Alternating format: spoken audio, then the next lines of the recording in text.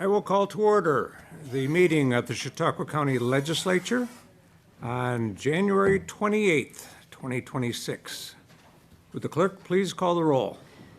Mr. Anthony. Mr. Bankowski. Mr. Buchanan. Mr. DeJoy.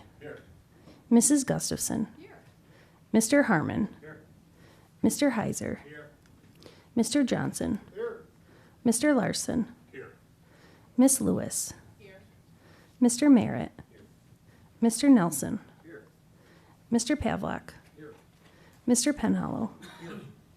Mr. Proctor is absent. Mr. Scudder. Miss Vanstrom. Chairman Shagnon. Here. Sorry, Mr. Whitney. Perfect, thank you. All right. There are 18 members present and 1 member absent. There is quorum. Thank you. And at this time, I would like to request that we have a moment of silence in memory of Larry Barmore. Larry was the past county clerk and a past county legislator.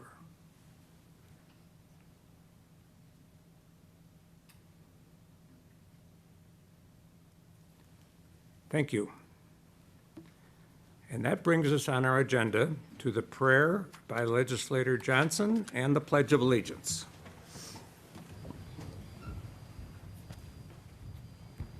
Heavenly Father, we humbly pray that we, thy servants, be ever grateful for your blessings, that we dedicate ourselves to this beautiful county, to the natural beauties of its creation, to the health and well-being of its people, their towns, their villages, and their governments, of which we are honored to be a part. So, in that spirit, we in this chamber do pledge to always strive to protect, preserve, and even wisely improve that which you have given us to steward. In thy name we pray. Amen. I pledge allegiance to the flag of the United States of America and to the republic for which it stands, one nation, under God, indivisible, with liberty and justice for all. And that brings us to our approval of the minutes for the December 17th meeting of the legislature and the organizational meeting of the legislature on January 2nd of this year. We have a motion to approve both minutes by Legislator Bankowski and a second by Legislator Gustafson. Any discussion on the motion? Hearing none, all those in favor, please say aye. Aye. Opposed? They are carried. And we now have our first privilege of the floor.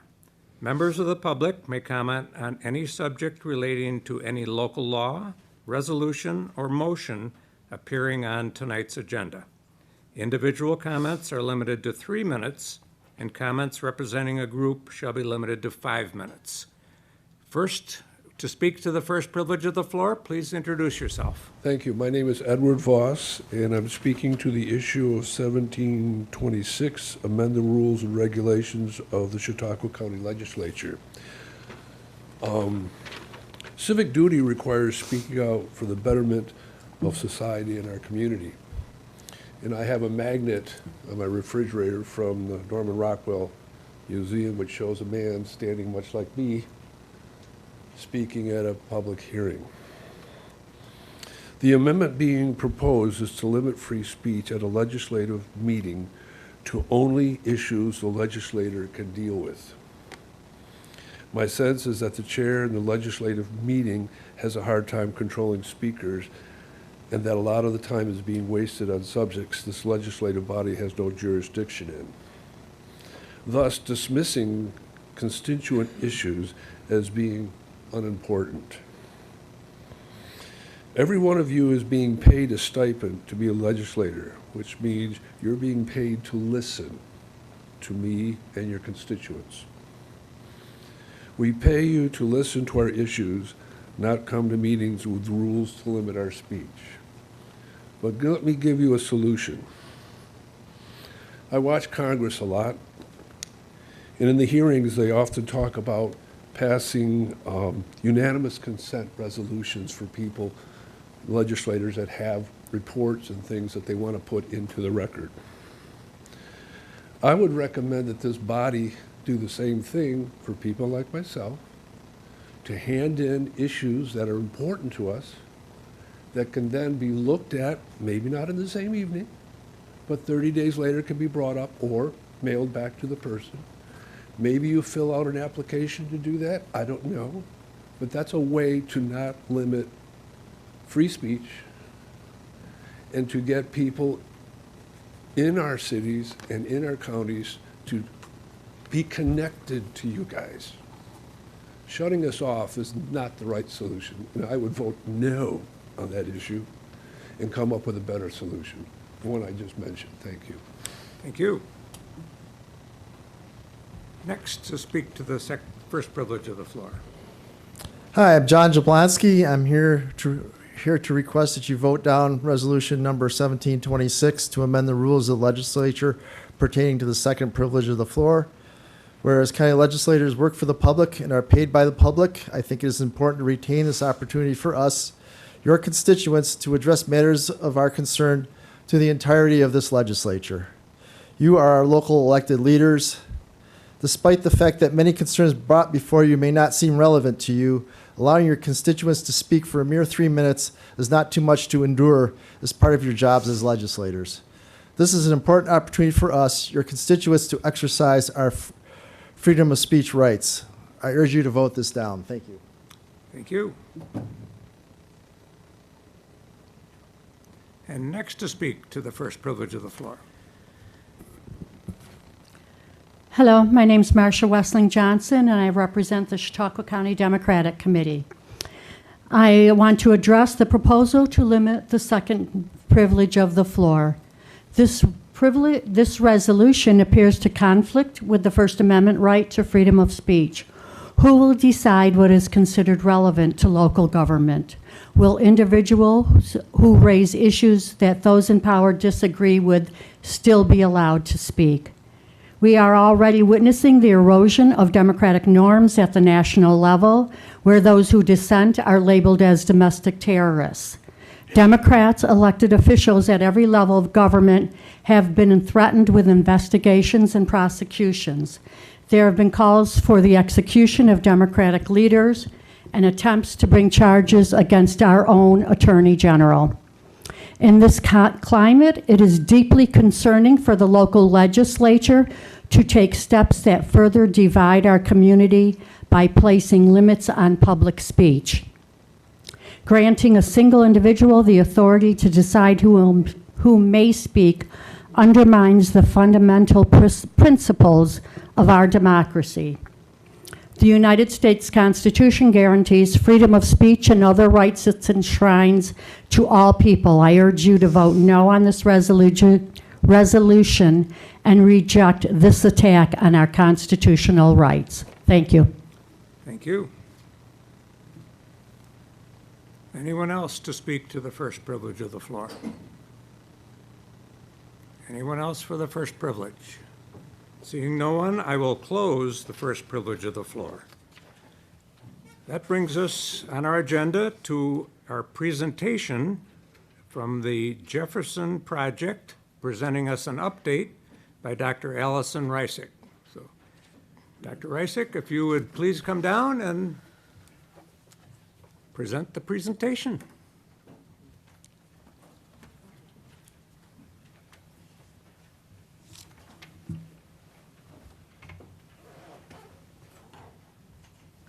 All right, thank you for having me. I'm Allison Reisick. I'm a research scientist for the Jefferson Project, but I'll be presenting on behalf of the entire team that's listed on the first slide. There we go. So just for some background on the Jefferson Project, we started as a collaboration between Rensselaer Polytechnic Institute and IBM Research. It started on Lake George in 2013, and then we expanded to Chautauqua Lake in 2020 in collaboration with the Chautauqua Institution. We're a very large team of scientists with really diverse specialties. My background is in algae research, but we have computer modelers, software engineers, and lots of different freshwater biology specialties. And the main goal of the project is to understand human impacts on freshwaters and how to mitigate those impacts. Hit the wrong button.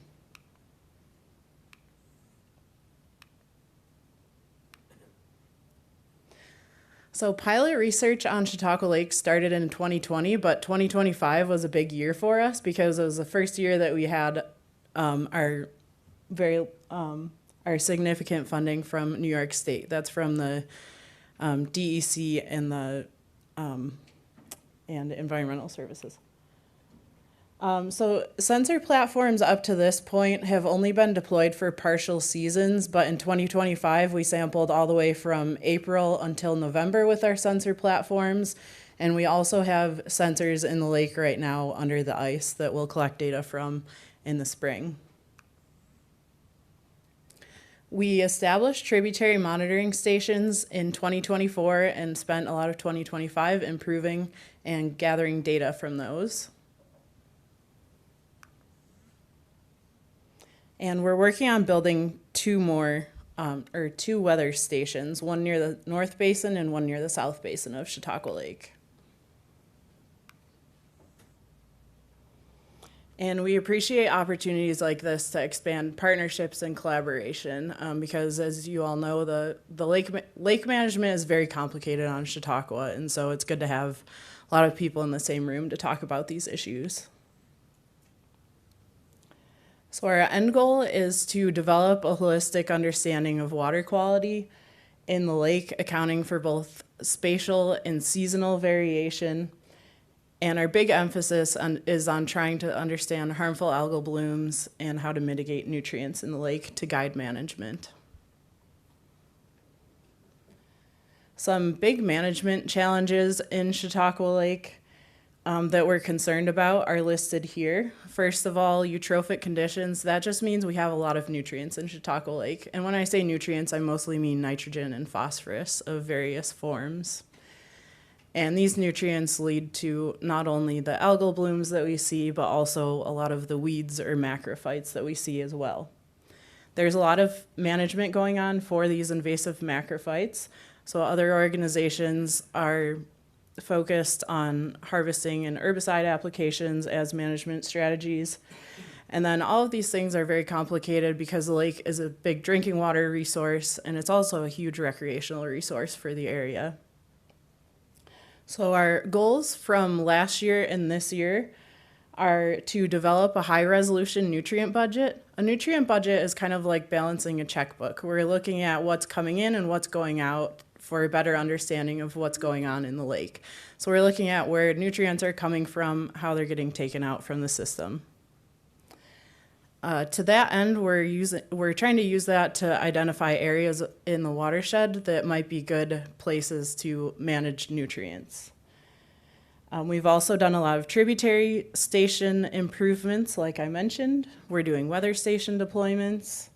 We're doing high-resolution modeling and forecasting of harmful algal blooms.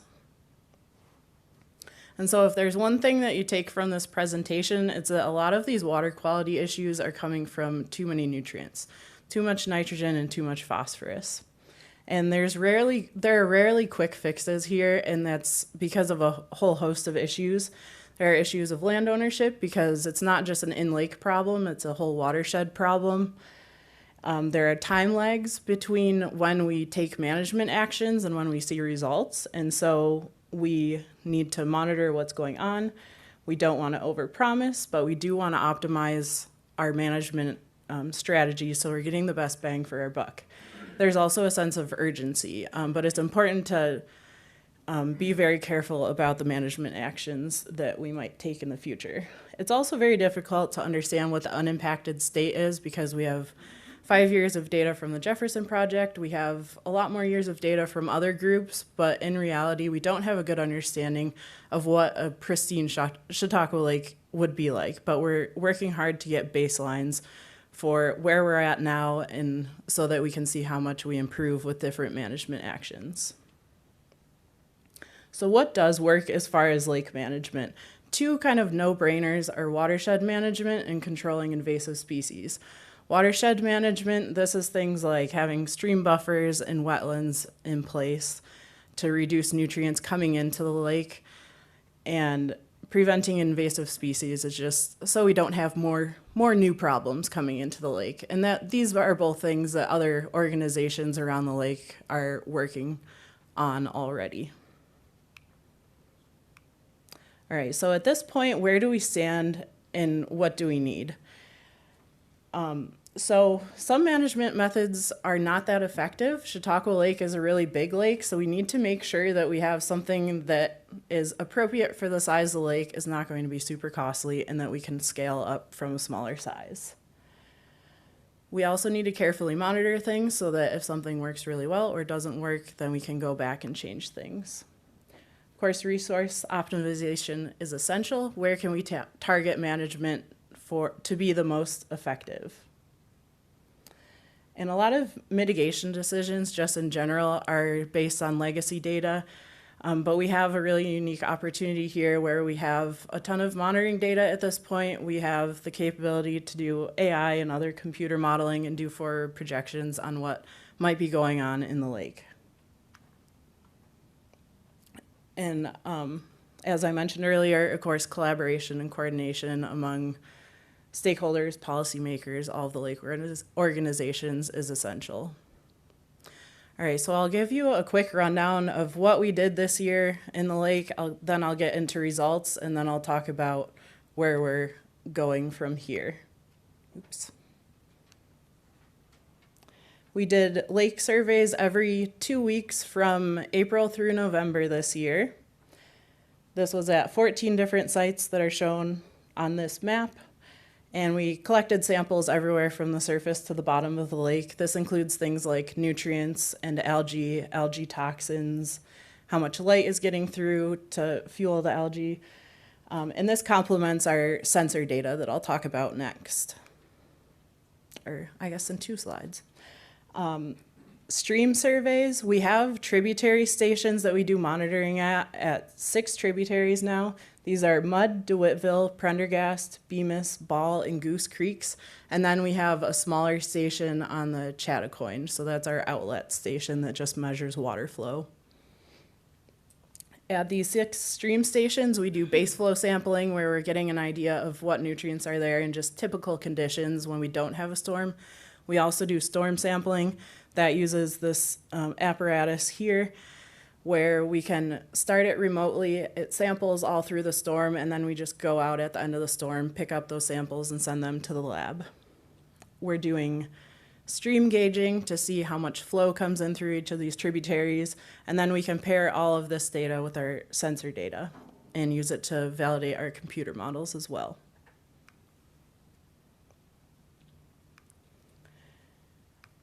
I think what we're most known for is these vertical profilers that you see here. They look like pontoon boats that sit out in the lake, and these are actually custom-built sensor platforms. We call them vertical profilers because they have a set of sensors constantly going up and down, taking a profile of the entire water column.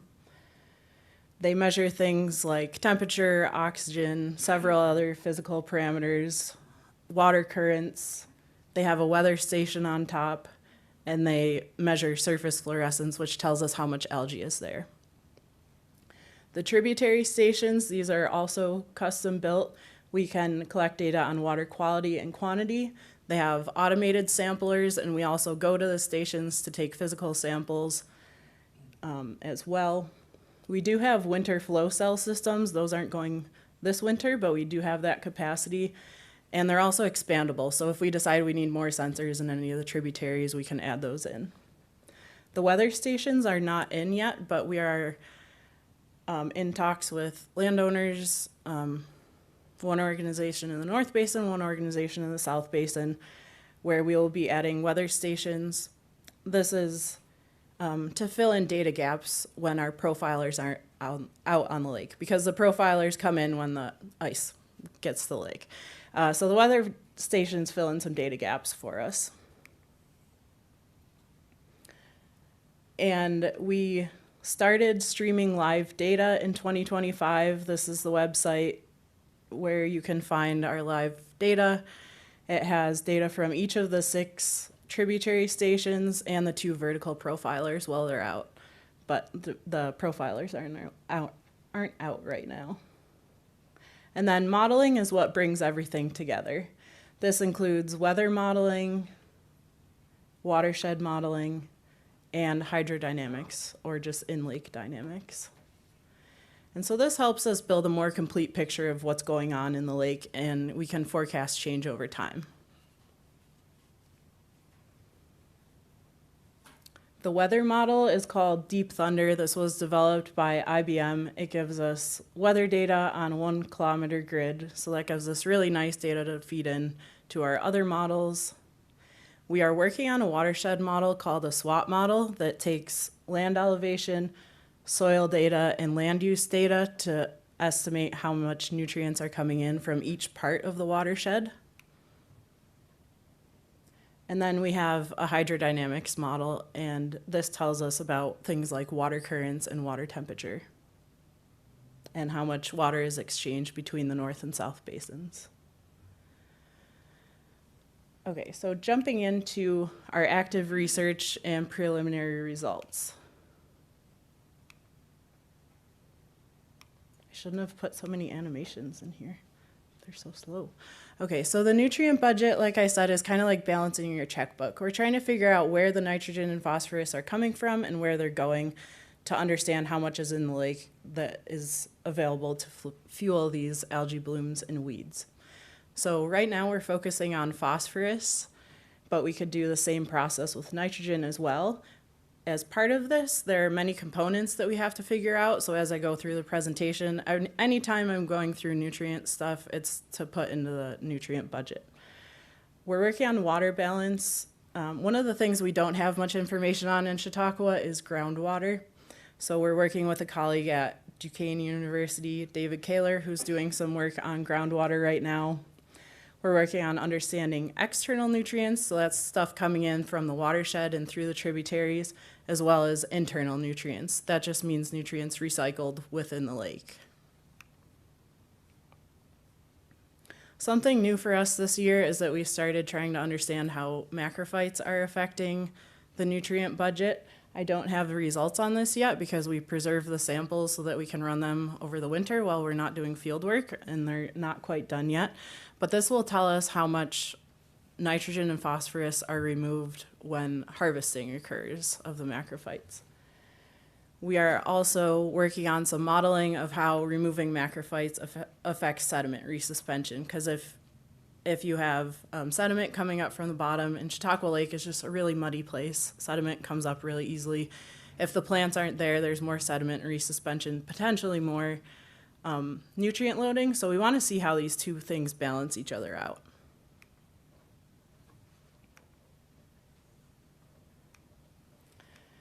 And then another question we've gotten a lot this year is, why were the weeds so bad this year? They're really bad, especially in the South Basin around Burtis Bay. It was all over the media. And so we tried to investigate this. So the first 2 points that I'm showing here were things we don't have data for, but I wanted to mention them as potential causes. So biocontrol, these are insects. There's actually weevils and aquatic moths that eat a lot of these weeds. We don't know what their populations are like. There are other organizations that might be tracking those populations, but if those insects declined for some reason, you might see an increase in weeds, but we're not sure. Also, management strategies. We're not directly involved in weed management, but if there are any increases or decreases in harvesting or herbicides, that could have also had an effect. I just wanted to mention those two things as potential factors. But what we were able to test was water temperature and nutrients. I'm sorry this graph is so small, but this is all the different nutrients that we tested. But the takeaway is that nutrients were very similar this year to previous years. There was nothing crazy with nutrients that would explain why the weeds were so bad this year. nutrients are very high. It's definitely a problem, but they weren't particularly high this year compared to other years. What was different is that water temperature was a lot warmer, especially surface water. And this is the area that the weeds are growing in. So it was only about 1 to 2 degrees Celsius warmer, which doesn't sound like a lot, but when you look at growth rates of the invasive plants, especially the Eurasian water milfoil, it grows a lot better at warm temperatures. It was also more stratified, which just means that the warm water had a harder time mixing with the cooler water, so it was staying warmer throughout the summer. So we think just a warmer water temperature really probably contributed to a lot of macrophyte growth this year. And why were water temperatures warmer this year? Part of the reason is likely because of the drought that we had. We didn't have much rainwater coming in. Rainwater is a lot cooler and also mixes things up. So that's part of what we think is going on there. All right, to move on from macrophytes, one of our goals was to figure out which tributaries we could target for management that have high nutrients. And what we found is that there was particularly high phosphorus in Mud Creek and particularly high nitrogen in DeWittville Creek. And so those might be good targets for management. There could be an argument made for Goose Creek as well, because what I'm showing here is just concentrations, but Goose Creek has much higher flow. So when you take the total amount of nutrients coming in into account, Goose Creek would be up there as well.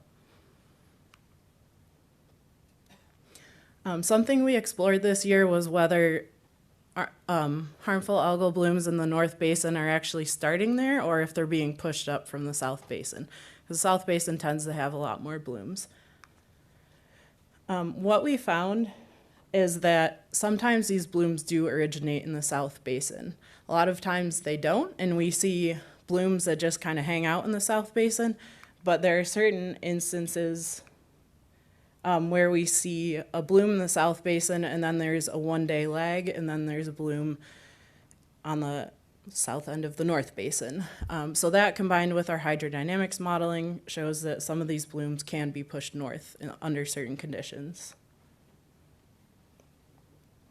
The next thing we looked into was the genomics of these harmful algal blooms, so whether we can use genetic markers to understand what these algae are doing and why they sometimes produce toxins and some don't. So I'm not going to go into all the genetics results. I think that's way too much for a short presentation, but I will go into some of the toxin stuff. We do test toxins in the lake. It's unfortunately not immediate. It's more of a lab research study, so we get results much later. But what we found, we compared two methods, ELISA and mass spectrometry.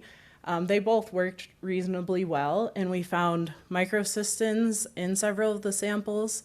Microcystin is a liver toxin, and so it's very dangerous to people and animals. We did see some microcystins, especially late in the season. This slide says we saw one bloom that exceeded a safety threshold, but we got these slides approved by the DEC quite a while ago. Since we've analyzed more data, we actually saw 4 blooms in the South Basin that exceeded safety thresholds. They were mostly in the fall, actually.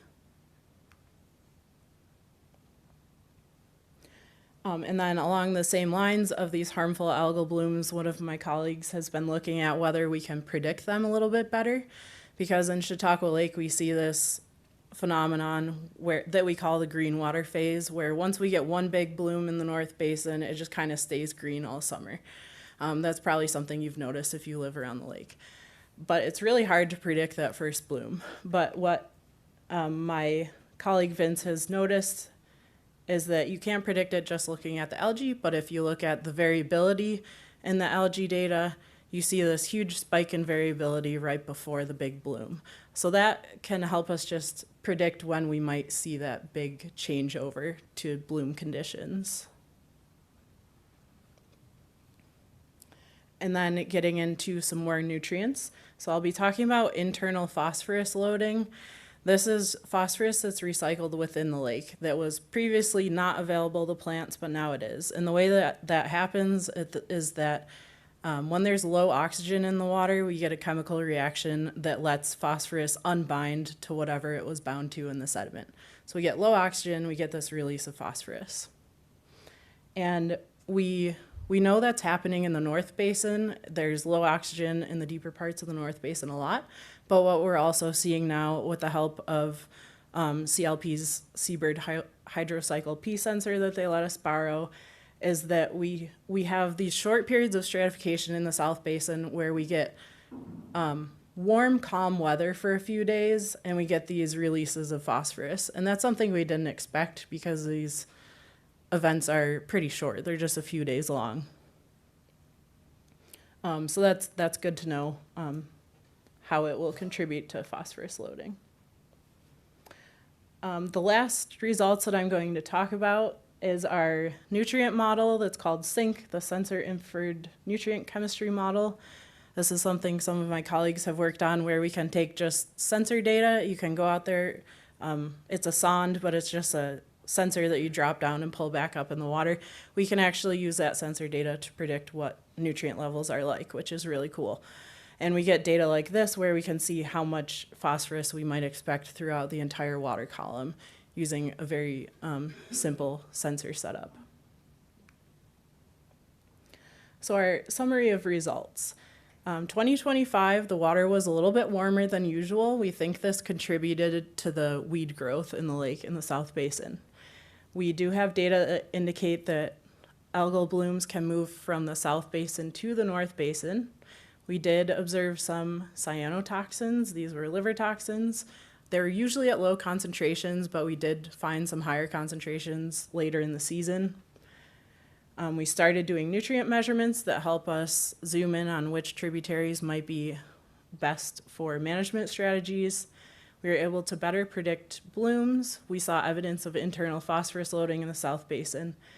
And we're still working on data analysis from 2025 and writing up a report.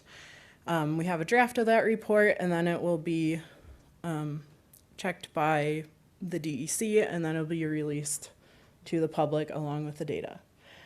Something else that I don't have on the slides, but I wanted to mention is that as part of our 2026 statement of work, we're working on actual plans to do some pilot nutrient mitigation projects. So that would be for nitrogen, we're considering a plan involving a smart wetland on a tributary, and then for phosphorus, we're considering a plan of doing a nutrient inactivant on one of the, outside one of the tributaries.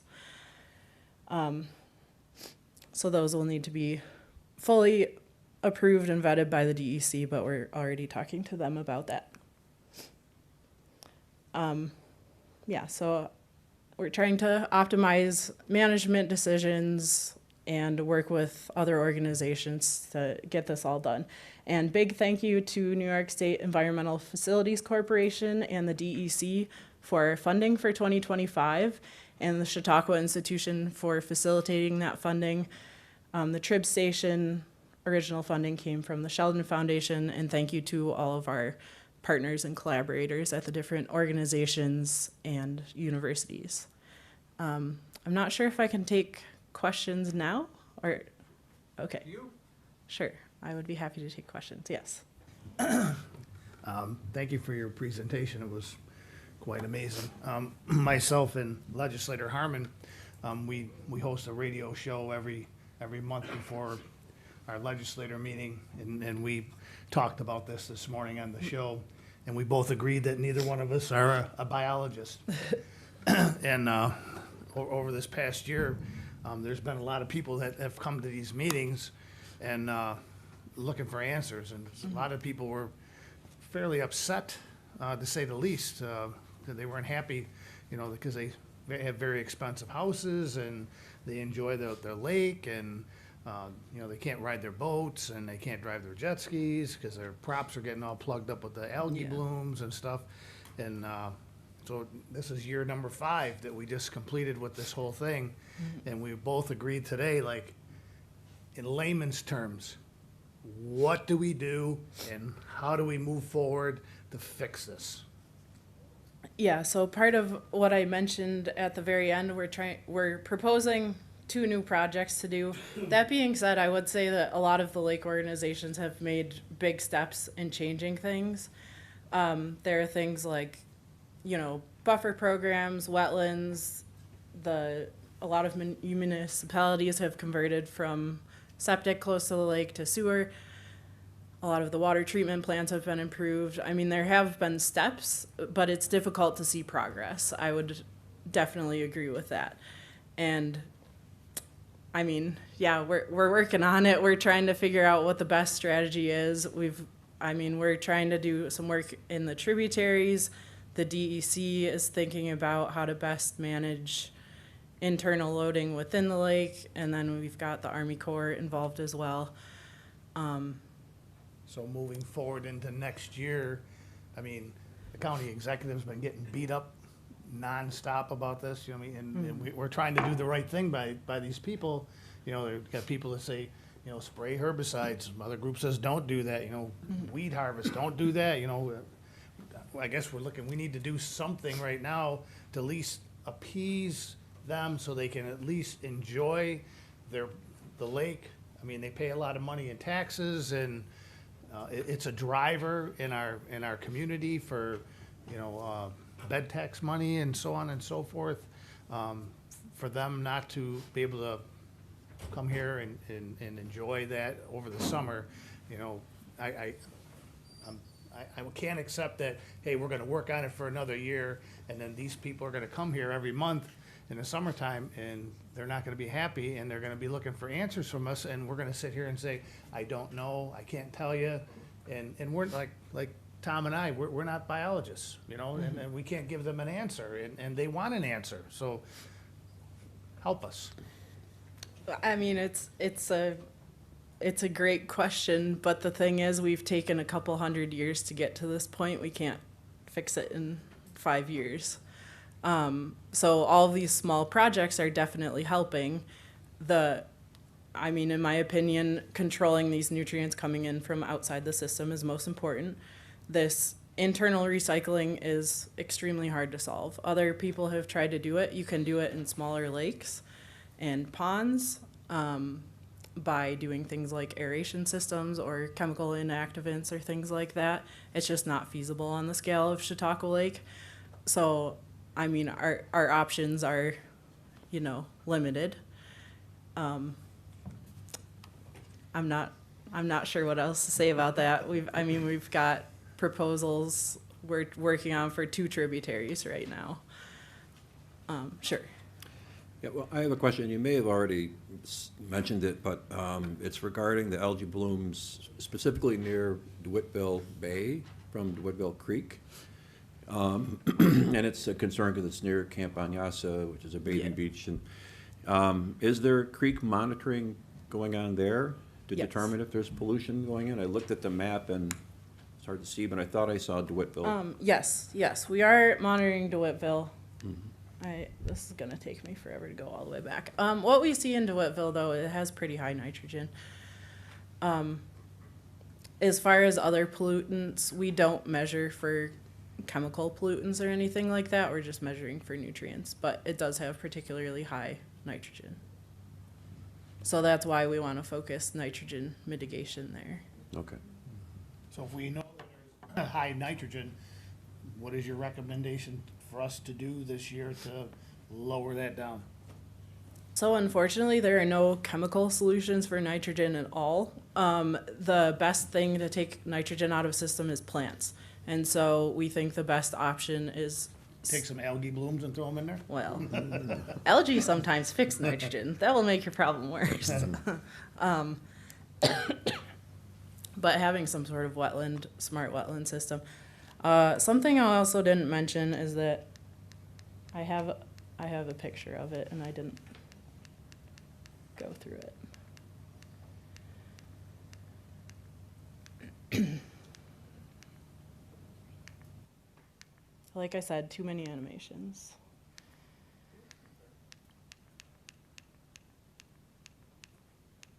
This one. Okay.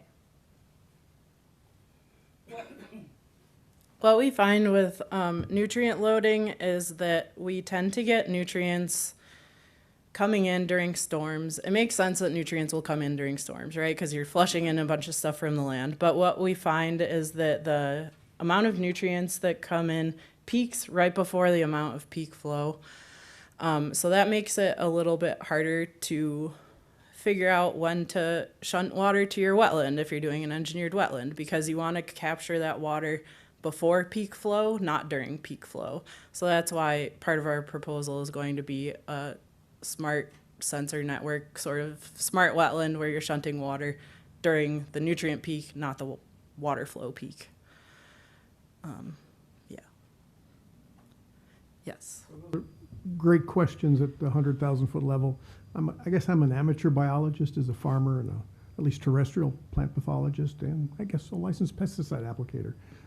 So I'm one of those guys.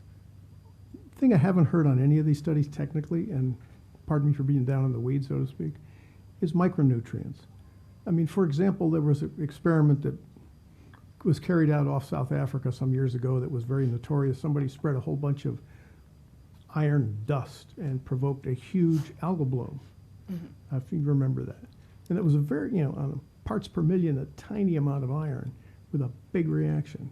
Or flip side, on the terrestrial side, boron or aluminum, if you either under or overdo those things, pineapples, if you don't give them enough aluminum, they don't grow. Yeah. So has anybody been keeping track of some of those things as a way of suppressing these weeds by either overdoing some micronutrients or sucking some micronutrient out? That is a very good question. As far as I know, no. So we do not measure micronutrients. We measure iron, but that's because we're interested in what it's doing in the sediment, but that could be maybe considered a micronutrient. Could you change micronutrients to affect blooms? There are so many different species that have different micronutrient. I was thinking more of the milfoil, but yeah, go ahead. Yeah, so I don't know, maybe. You can dose them with copper and they will die, or algae will, definitely, but it's also very toxic to other stuff. It's a lot of so copper. It's not, yeah. So it's, as far as I know, there are no good solutions along those lines, but it's an interesting thing to think about.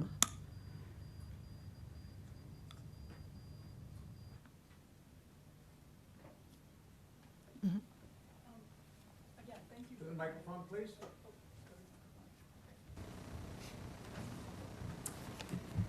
My question is regarding the high-resolution nutrient budget and how what you're finding is comparing to the 2012 TMDL, the total maximum daily load model that the DEC did. So we are still developing the nutrient budget. So a lot of these components go into it. So we don't have a full nutrient budget right now. But we're actually working with the DEC to update the numbers in that TMDL, because a lot of the TMDL was based on some modeling that was based on a lot of different assumptions. And I mean, they were good numbers for what data they had, but we're updating those numbers quite a bit. I can't give you an answer right now of, which portions are going up and down, but that's something we're actively working on. And then I had a second question about the spread of the algal blooms. Like, what is the point of that? Because the South Basin turns green, and I'm just curious why we're studying the, or trying, like, I didn't quite understand what you're saying, that it spreads north. Have you evidence that the surface water is moving north? Yes. Or something like that? Yes. And it's just the surface water, or is it? There more are than certain times of year and certain conditions where the bottom water can also move north. Sometimes they move in opposite directions. That was kind of an offshoot of the hydrodynamic modeling that we were doing to understand where water flow is going in the system, because that helps us figure out, you know, where stream nutrients are coming in and how long it takes them to travel down the lake and go out in the outlet, so that we can balance, you know, what's coming in versus what's going out. So, yeah, yep.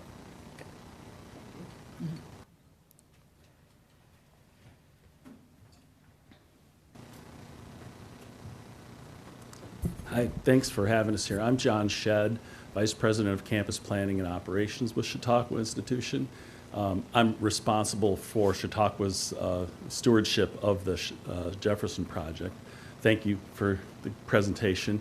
I just wanted to update you on what this project is doing right now. Dr. Reichik's presentation was an interim presentation. The contract that we have currently is a contract for a specific amount of time that was originally supposed to end by the end of December of this year. And they were gracious enough to expand our project offering to go throughout this year to gather more data at the same cost of what we're already contributing. New York State, the governor's office, Governor Hochul, from Western New York, and has a good interest in this lake as well as other lakes in New York State. And she recognizes the importance of this project, so she put funding in her discretionary budget for this project particularly. So the funding came from the governor's office, and we're grateful for all of that support. And in previous years, the county has funded the Jefferson Project, as well as philanthropy from Chautauqua Institution. When we first delved into this project, several of the members here were with us at Lake George when we first went to see the Jefferson Project at Lake George.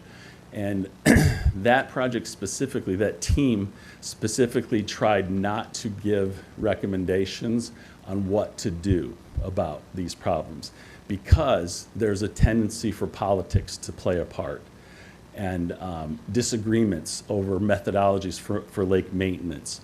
So that team was trying to be pure and just provide data so that the lake organizations and the county around Lake George, for example, could take that data themselves and use it to develop appropriate lake maintenance and lake improvements for their region.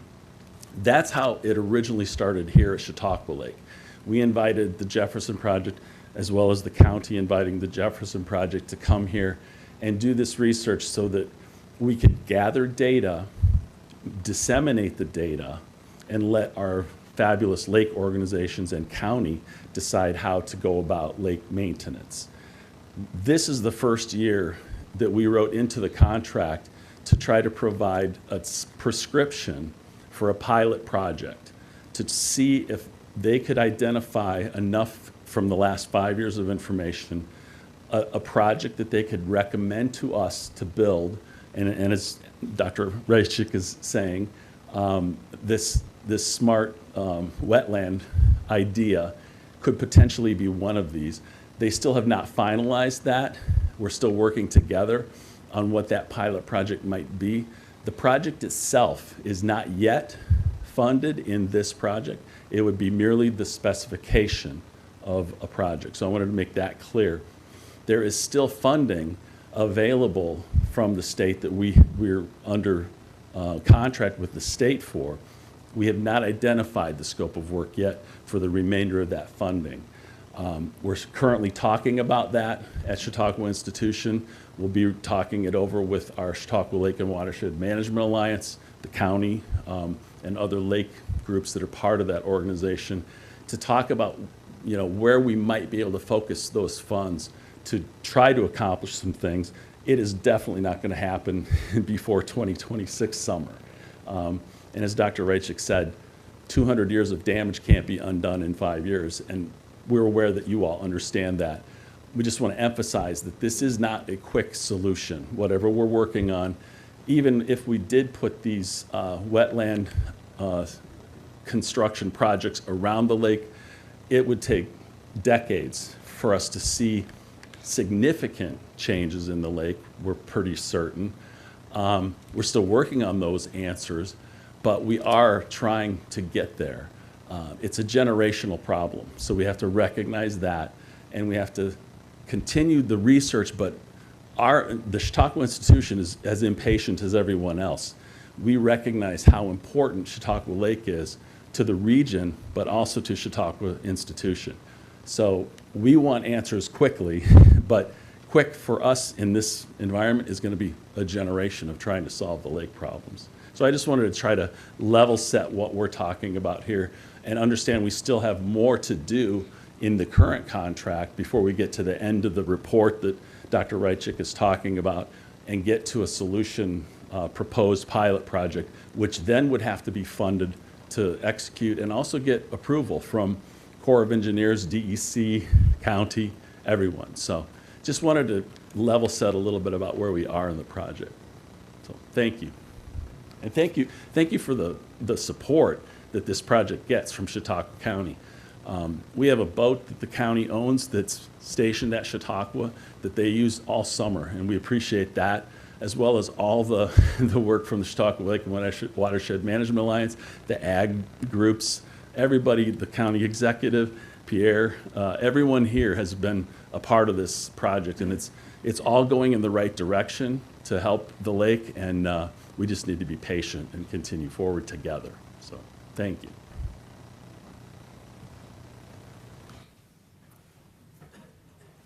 Dr. Reichik, thank you. Thank you. Thank you very much.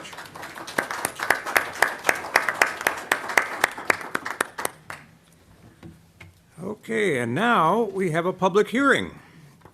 So we have a public hearing regarding the lease of the restaurant facilities at the Chautauqua County Jamestown Airport to Archie Airport Diner, LLC. So I will open the public hearing. Is there anyone wishing to address the public hearing regarding the lease of the restaurant facilities at the Chautauqua County Jamestown Airport? Anyone to address the public hearing? Seeing no one, I will close the public hearing. Olivia, take us away. There are no veto messages from County Executive Wendell from the December 17th, 2025 or January 2nd, 2026 legislature meetings. There are 6 communications listed on the agenda. If you would like a copy of any of these items, please let our office know. Local Law Introductory Number 1-26, Print 2, a local law amending the Chautauqua County Charter. Legislator Gustafson. Thank you, Chairman. I'd like to make a motion that we consider the print changes for print 3 that have been put on our desks. And you're making a motion to We consider amend? To amend. Amend by substitution. Print 3 that is on our desk. Thank you. And a second by Legislator Benkoski. Discussion on the motion to amend by substitution. Hearing none, would the clerk please call the roll? Mr. Anthony. Yes. Mr. Binkowski. Yes. Mr. Buchanan. Yes. Mr. DeJoy. Yes. Mrs. Gustafson. Mr. Harmon. Yes. Mr. Heiser. Yes. Mr. Johnson. Yes. Mr. Larson. Yes. Ms. Lewis. Yes. Mr. Merritt. Mr. Nelson. Yes. Mr. Pavlak. Yes. Mr. Penhallow. Yes. Mr. Proctor is absent. Mr. Scudder. Yes. Ms. Vanstrom. Yes. Mr. Whitney. Yes. Chairman Shagnon. Yes. Right, there are 18 yes votes. The motion to amend is carried. Legislator Gustafson. I'd like to make a motion that we lay local amended law on the table. Okay, we have a motion to lay the amended local law on the table for the next legislature meeting next month. Is there a second to the motion? Legislator Benkoski. Thank you. Any discussion on the motion to lay on the table local law introductory 126 as amended to print 3? Hearing none, would the clerk please call the roll?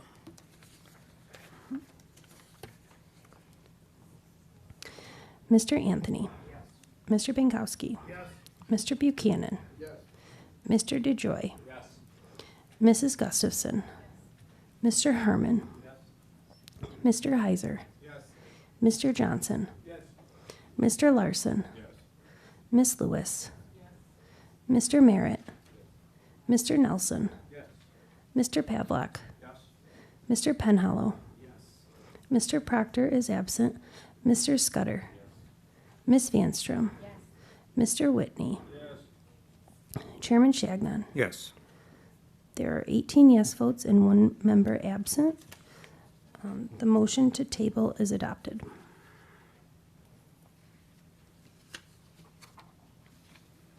Okay. All right, resolutions. 6-26, confirm appointment North Chautauqua County Water District Administrative Board. Are there any comments on the resolution? Hearing none, all those in favor, please say aye. Opposed? Carried. 7-26, confirm reappointment Chautauqua County Office for the Aging Advisory Council. Are there any comments or questions on the resolution? Hearing none, all those in favor, please say aye. Opposed? Carried. 8-26, support Bemis Point Central School District application for New York State Local Government Efficiency Implementation Grant. Are there any comments or any questions on the resolution? Hearing none, all those in favor, please say aye. Opposed? Carried. 9-26, apply for and accept FAA and NYS DOT funds for Rehabilitate Taxiway B North Design at Chautauqua County Dunkirk Airport. Are there any comments or any discussion on the resolution? Hearing none, all those in favor, please say aye. Opposed? Nay. And we have 1 nay. It is carried. 10-26, apply for and accept FAA and NYS DOT funds for Rehabilitate Runway 15-33 design at Chautauqua County Dunkirk Airport. Legislator Benkowski. Yes, Mr. Chairman, I'd like to make a motion to amend by substitution with the copy that's been laid on everyone's desk. The amended copy here has a reduction in the cost of this project, which I think is a outstanding, some work here by our airport people, saving the county some money. Thank you. And do we have a second? Legislator Gustafson. Okay, we have a motion and a second to amend Resolution 1026 by substitution. Any discussion on the motion to amend? Legislator Scudder. Yes, I'm going to be voting in favor of amending this resolution, but then ultimately voting not in favor of the amended resolution. So I am in favor of saving money on a project that I'm not in favor of doing. Just to clear that up. Thank you. Thank you for that clarification. Any other comments on the motion to amend? Hearing none, all those in favor, please say aye. Opposed? It is amended. Now, discussion on Resolution 10-26 as amended.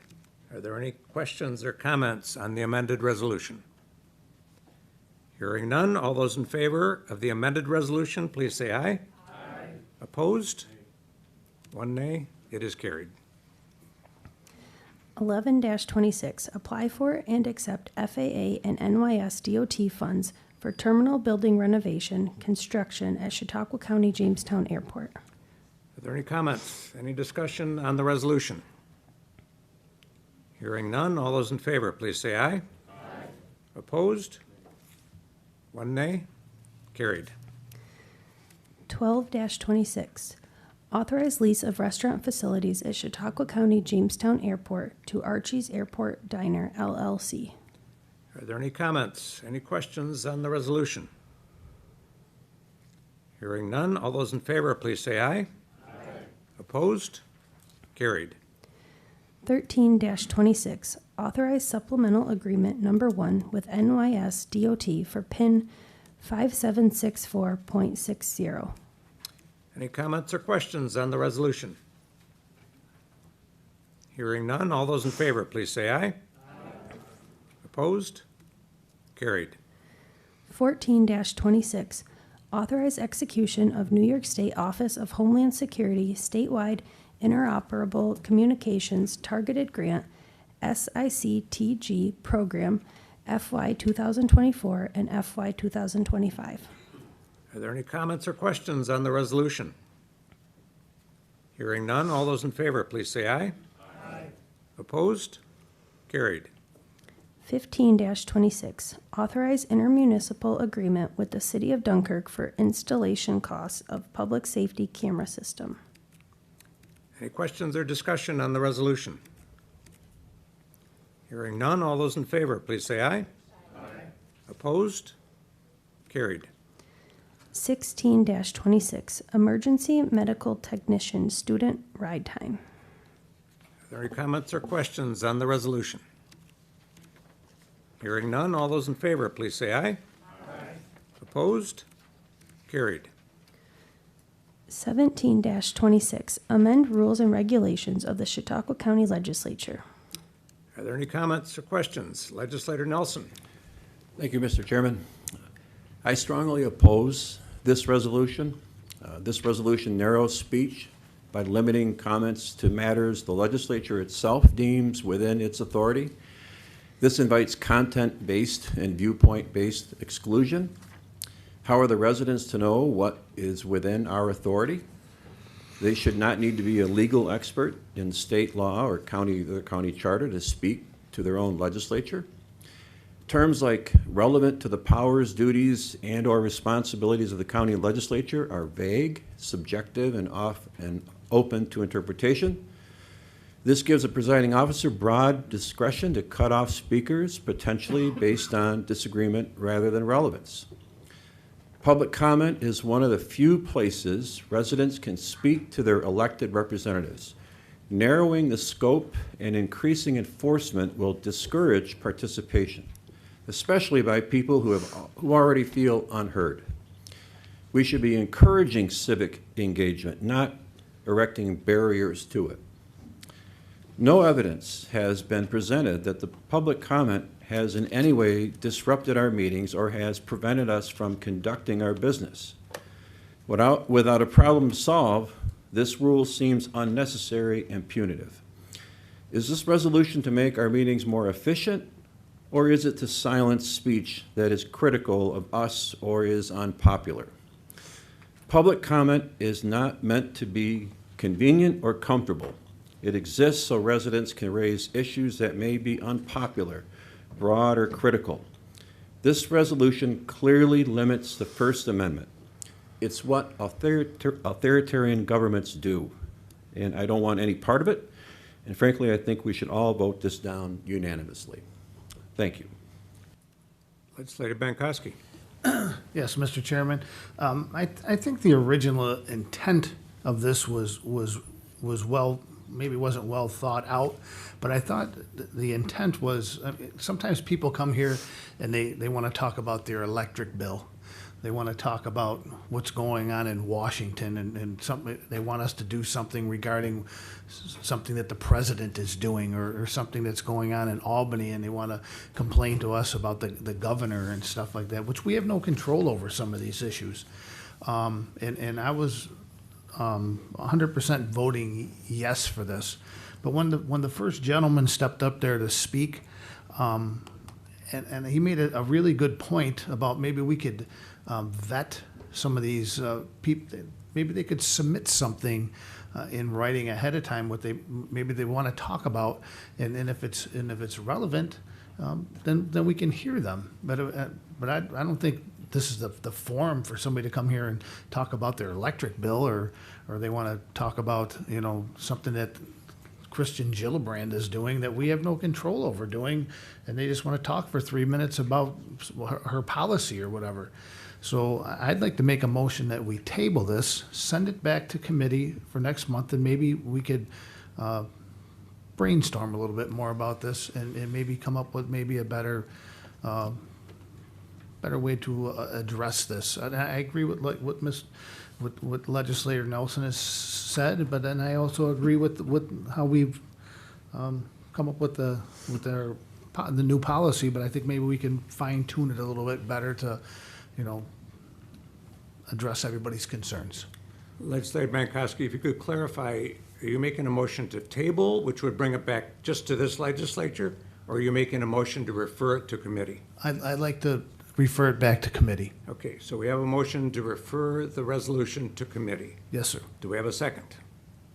Legislator Johnson. Okay, we have a motion and a second to refer Resolution 17-26 to committee. Any discussion on the motion to refer to committee? Hearing none. All in favor, please say aye. Aye. Opposed? Nay. Okay, we have 1 nay vote, 2 nay votes, 3 nay votes, 4 nay votes. Am I missing anyone? Yeah. Okay, Can we- let's do a roll call. Yeah. Yeah. Let's do a roll call, please. Mr. Chairman, could you please repeat that one more time? Okay, the motion is to refer to committee Resolution 17-26, which means that it will be on the agenda for the appropriate committees next month. And then if that committee approves the resolution or amends the resolution, it will then be before the legislature next month. Any other questions before we call the roll? Please. Okay. Mr. Anthony. Mr. Pinkowski. Mr. Buchanan. Mr. DeJoy. Mrs. Gustafson. Mr. Harmon. Mr. Heiser. Mr. Johnson. Mr. Larson. Miss Lewis. Mr. Merritt. Mr. Nelson. Mr. Pavlak. Mr. Penhallow. Mr. Proctor is absent. Mr. Scudder. Ms. Vanstrom. Mr. Whitney. Chairman Shagnon. No. Okay. All right, there are 10 yes votes, 8 no votes, and 1 member absent. The motion to refer back to committee passes.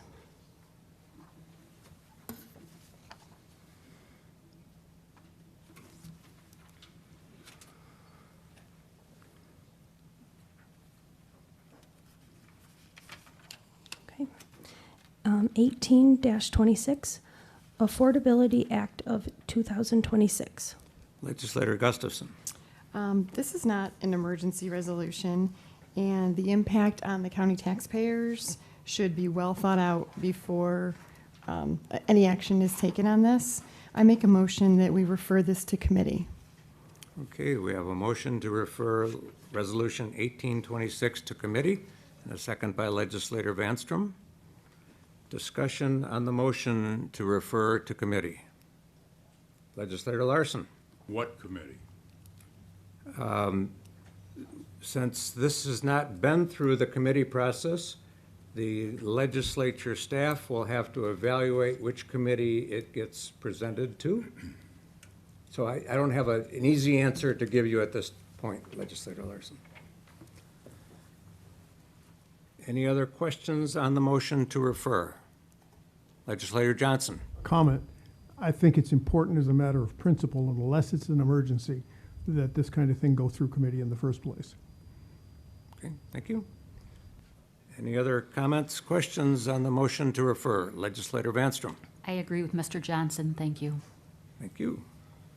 Any other? Legislator Anthony. Chairman, I'd like to call the vote, please. Okay, we have a motion to call the question. It's not debatable. Is there a second to the motion? Okay, Legislator Vanstrom. All those in favor of calling the question on the motion, please say aye. Aye. Opposed? Nay. Please raise your hand if you're an A. 1, 2, 3, Okay, one, two, five, three, six. 4, 5, 6. 6 nays? Yes. The motion to refer, to close the debate and call the question is passed. So now we have the motion to refer to committee for vote. Would you please call the roll on the motion to refer Resolution 1826 to committee? Mr. Anthony? Yes. Mr. Bankowski? No. Mr. Buchanan? No. Mr. DeJoy? No. Mrs. Gustafson? Yes. Mr. Harmon? Yes. Mr. Heiser? Yes. Mr. Johnson? Yes. Mr. Larson? No. Ms. Lewis? No. Mr. Merritt? Mr. Nelson? No. Mr. Pavlik? Yes. Mr. Penhallow? Mr. Proctor is absent. Mr. Scudder? Yes. Ms. Vanstrom? Yes. Mr. Whitney? No.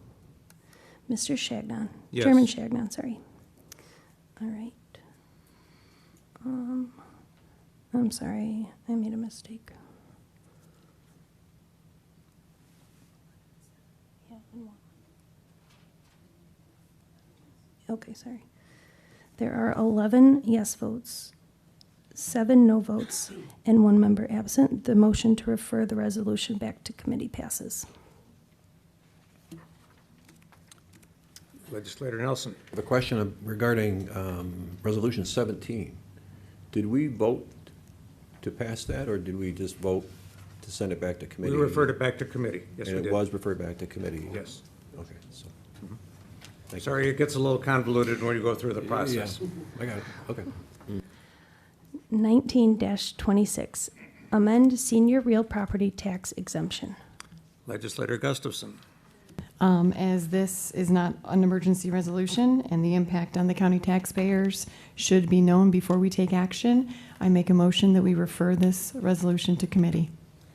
Okay, we have a motion to refer Resolution 1926 to committee and a second by Legislator Vanstrom. Discussion on the motion to refer to committee. Legislator Whitney. Did it come from a committee? No, sir, it did not. Okay, thank you. Legislator Anthony.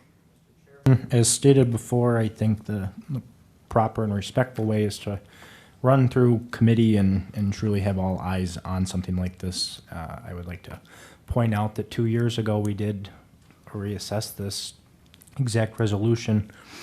At that point, we increased it 36%, and it was brought to us by This our... is we're talking about the question to refer to committee, not we're talking about the resolution. Apologies. Okay. Any other discussion on the motion to refer to committee? Hearing none, would the clerk please call the roll on the motion to refer Resolution 1926 to committee? Mr. Anthony? Mr. Bankowski? Mr. Buchanan? Mr. DeJoy? Mrs. Gustafson? Mr. Harmon? Mr. Heiser?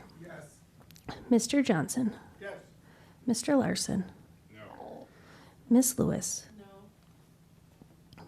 Mr. Merritt? Mr. Nelson? Mr. Pavlik? Mr. Penhallow? Mr. Proctor is absent. Mr. Scudder? Ms. Vanstrom? Mr. Whitney? Chairman Shagnon? Yes. All right, there are 11 yes votes, 7 no votes, and 1 member absent. The motion to refer the resolution back to committee passes.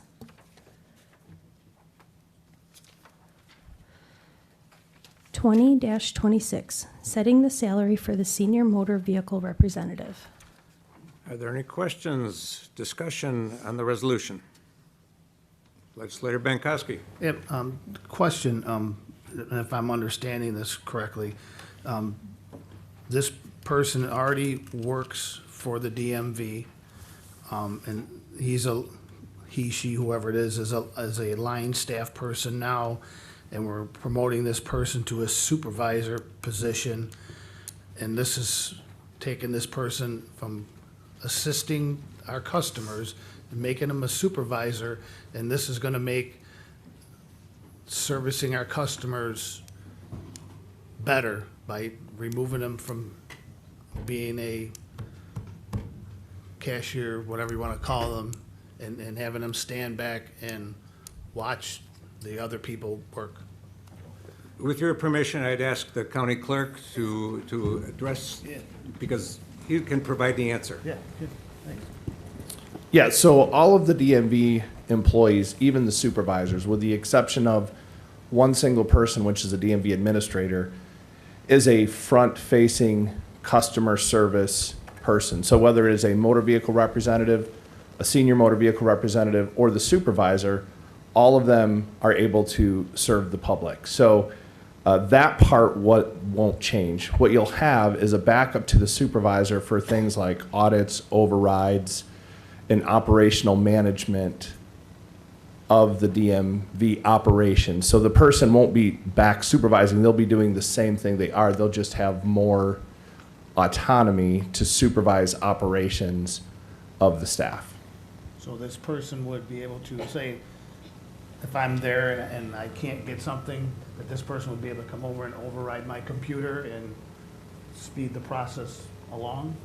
Correct. Is that correct? Correct, yes. So they'll be sitting at the same place, taking care of customers, just like they always have. And then by doing this, we're not adding another employee. No, so we're taking current positions and we're transitioning them to the intermediate senior motor vehicle representative position. So this person's job title, that entry level, whatever, is being eliminated? No, so so altogether, not including the DMV administrator, you have 16 employees that work at our 3 DMV locations. You have 6 in Dunkirk, 6 in Jamestown, and 4 in Mayville. 1 at each place right now is a supervisor. So for the Jamestown and Dunkirk, 2 of the motor vehicle representatives will now be senior motor vehicle representatives. And then at Mayville, there'll be 1, because there's only a staff of 4 there. So Jamestown will be a supervisor, 2 senior DMV reps, and 3 motor vehicle reps. All 6 capable and on a daily basis helping customers as they always have. I'm fine with that or whatever. I just was making sure that we weren't gonna promote this person and then all of a sudden now we have this hole and then next thing we're hiring somebody else to fill that job title that's still there. But we have 16 people and still have 16 people, this Correct, person. yep. And completely understandable questions, and the whole purpose is to meet the New York State DMV Commissioner's intent of having a supervisor and 2 employees working at any given time. So this helps us facilitate vacations, breaks, all the different things that go into operating a DMV location, and it will prevent anything like what happened in December where we had, due to illness, we had to close down the Mayville office for 2 days, Thursday and Friday throughout the month of December. So we're going to have a backup and a backup to the backup. Yep. Thank you, Greg. Any other discussion, questions on the resolution? Hearing none, would the clerk please call the roll?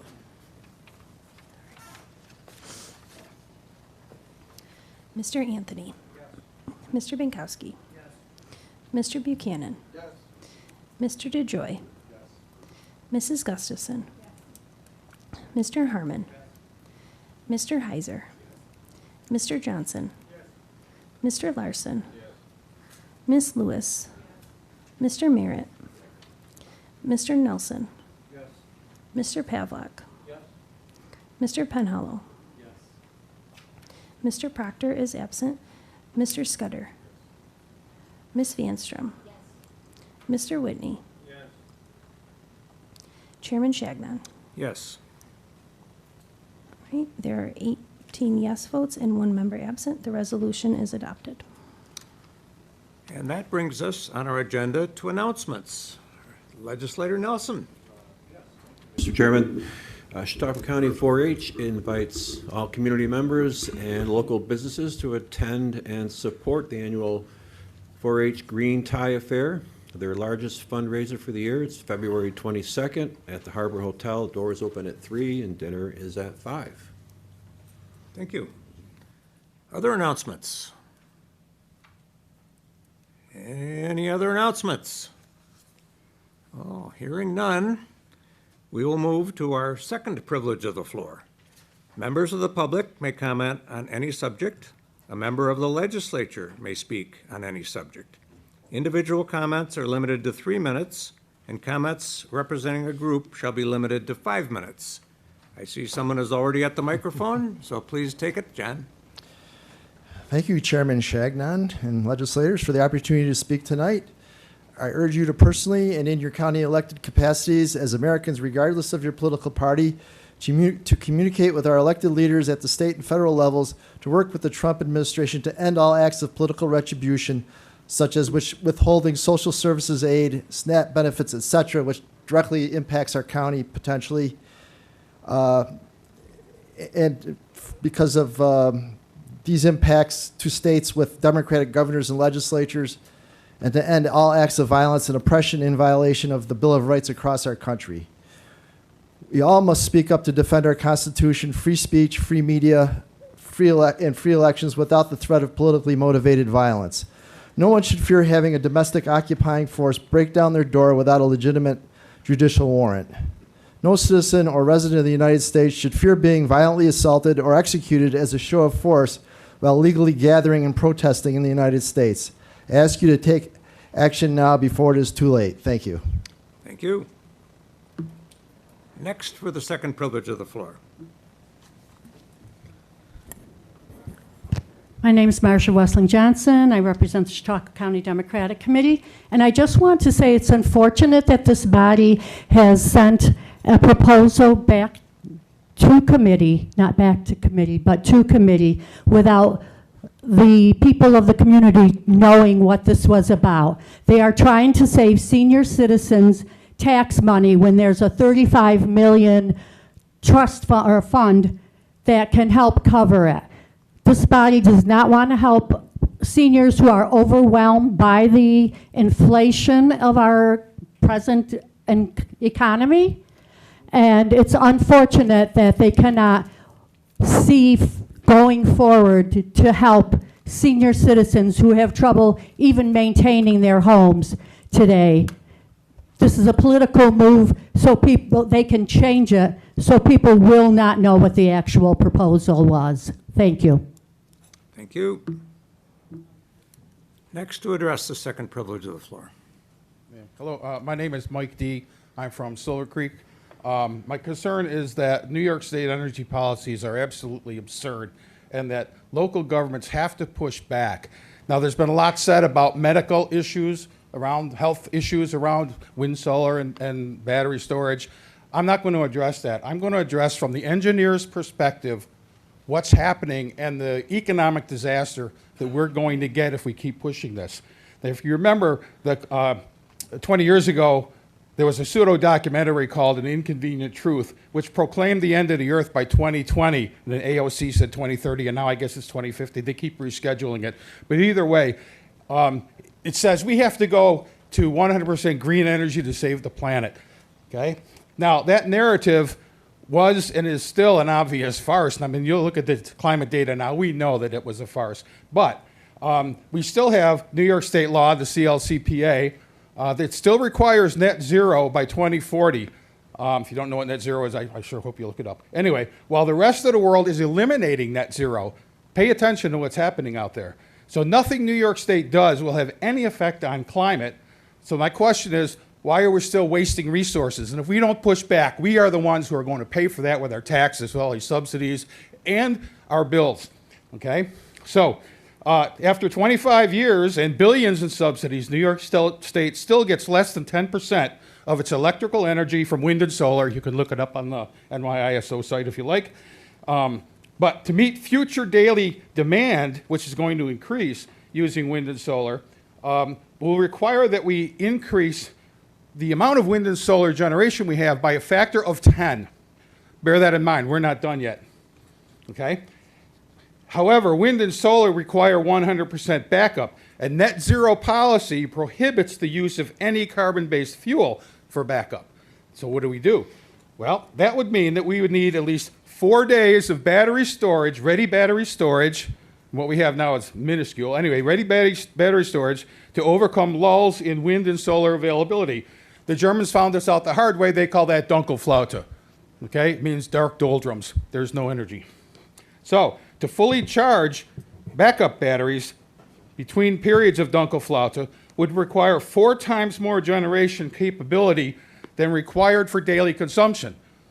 Because if you get a period of Dunkelflaute, you empty your batteries, you hope that in a day or two you can replenish it for your next Dunkelflaute. And winter and summer, you get that. Okay, so you're going to need to do that. This, by the way, is why the CLCPA goals on net zero are absolutely bunk, and you'll never meet them. So anyway, to meet net zero requirements using wind and solar or battery technology will require at least 40 times, 10 times 4, more solar infrastructure than we now have installed. Where are we going to put that? Multiply what's in the hills over there by 40. Okay? In addition, we would need at least 400 times, and that's a low estimate, more battery capacity because you need 4 days of storage capacity in batteries. What we have now lasts about 5 minutes. Okay? Michael, you've exceeded your 3 minutes. Please wrap it up. Okay, very quickly. So the cost for battery storage alone will be $3.6 trillion every 10 to 12 years because batteries must be completely replaced. That's $200,000 per man, woman, and child. So I would hope that, oh, by the way, New York State already pays 58% more for its electricity than the average in the country. The only place that's worse is California. So I would hope that this body and our towns would fight this because you're going to pay it, and nobody's going to put business or industry here with the cost of electricity the way it's going. Thank you. Thank you. Next to address the second privilege of the floor. Karen Engstrom, Town of Chautauqua, and I'm representing the Chautauqua Energy Watch. Chautauqua County legislators have asked thoughtful questions recently related to why the state is imposing renewable energy projects on Western New York when the state's own health, environmental, agricultural, and engineering experts have testified to the inherent harms caused by industrial wind, battery energy storage, and solar. 6 towns among us are being proposed. There are wind projects being proposed by Bedrock Energy for 6 towns among us. That's Ripley, Westfield, Stockton, Sherman, Ellery, and North Harmony. These towns are writing laws right now that they need help with. They need to know that they have parameters they can put in place to protect their towns. When I talk about industrial wind and look for examples of where our state has given evidence to the harm that these are doing, the first example, and you have them all on your desk, is from the Chief of Prevention and Sustainability section of the New York State Department. And I'm quoting him. He says, based on the state health department's review of information related to noise and health, if a wind facility is not properly sited or operated, there is potential for the turbine noise to impact health and well-being of nearby residents. Recognized health-related effects from wind turbines are, from the audible noise of wind turbines include annoyance, sleep disturbance, cognitive performance reduction, effects on social behavior, cardiovascular effects, and psychophysiological effects. Senator Borrello recently pointed out in his last article, and I'll quote him, instead of investing in cleaner, reliable energy using natural gas, hydropower, and nuclear, the governor chose to shutter power plants and emissions shell game, actually increasing emissions outside of our state where we must get power. A reckless, costly agenda designed to appease special interests. There's your answer, Mr. Penhollow, to appease special interests at the expense of taxpayers and ratepayers. Our energy situation is so bad that the New York energy experts at the New York ISO are sounding the alarm that New York may face energy shortages and brownouts. As I mentioned, there are 6 towns that face these renewed efforts to put wind turbines among us.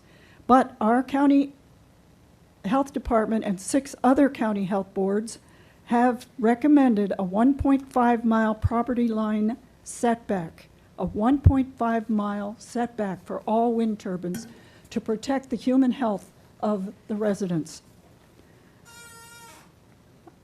I move to battery energy storage systems. Below are excerpts from a data sheet by a local aeronautics engineer who speaks from experience regarding BESS hazards. Quote, since 2012, the United States has experienced 35 documented BESS fires. These lithium-ion battery fires, the same chemistry that grounded the entire Boeing 787 Dreamliner fleet, cannot be contained.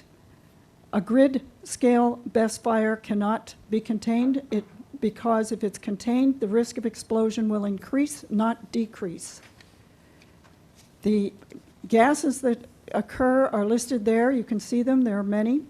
And fighting these BESS fires can take days, and does place a burden on the rural, all volunteer fire departments that our rural communities have.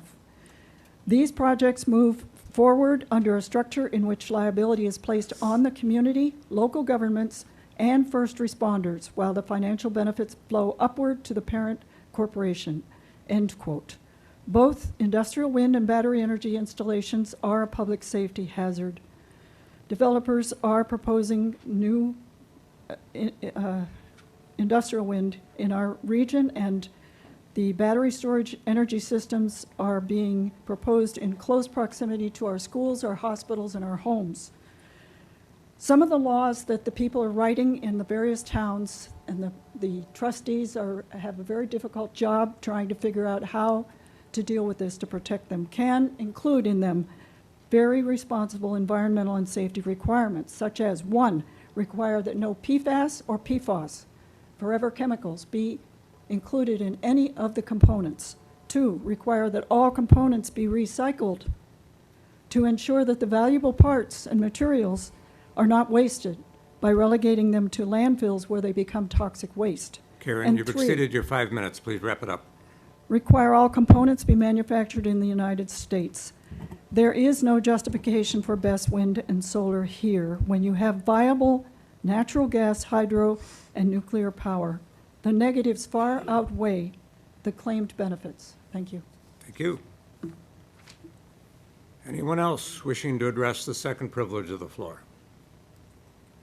Anyone else? Seeing no one, I will close the second privilege of the floor. And now, I'm looking for a motion. We have a motion to adjourn by Legislator Larson, and we have a second by Legislator Gustafson. All in favor, please say aye. Aye. And we're adjourned. Thank you.